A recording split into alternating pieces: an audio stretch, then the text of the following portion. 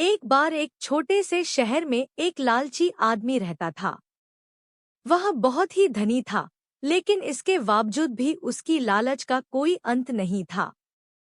उसे सोना और कीमती वस्तुएं काफी प्रिय थी। लेकिन एक बात जरूर थी कि वह अपनी बेटी को किसी भी चीज से ज्यादा प्यार करता था। एक दिन उसे एक परी दिखाई दी। जब वो उसके पास आया तो उसने देखा कि पेड़ की कुछ शाखाओं में परी के बाल फंस गए थे। उसने उसकी मदद की और परी उन शाखाओं से आजाद हो गई। लेकिन जैसे जैसे उसका लालच हावी हुआ, उसने महसूस किया कि उसके इस मदद के बदले में एक इच्छा मांगकर, उसकी मदद करके, वो आसानी से अमीर बन सकता है। ये सुनकर परी ने उसे एक इच्छा की पूर्ति करने का मौका भी दिया। ऐसे में उस लालची आदमी ने कहा कि जो कुछ मैं छूऊं वह सब सोना हो जाए। बदले में ये इच्छा को भी उस परी ने पूरी कर दी थी।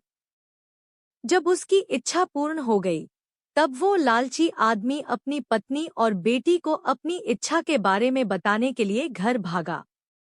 उसने हर समय पत्थरों और कंकड़ को छूते हुए और उन्हें सोने में परिवर्तित होते देखा, जिसे देखकर वो बहुत ही खुश भी हुआ।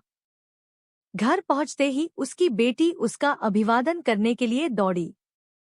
जैसे ही वह उसे अपनी बाहों में लेने के लिए नीचे झुका, वह एक सोने की मूर्ति में बदल गई। ये पूरी घटना अपने सामने देखते ही उसे अपनी गलती का एहसास हुआ।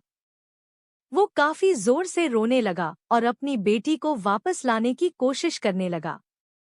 उसने परी को खोजने की काफी कोशिश करी, लेकिन वो उसे कहीं पर भी नहीं मिली। उसे अपनी मूर्खता का एहसास हुआ, लेकिन अब तक काफी देर हो गई थी।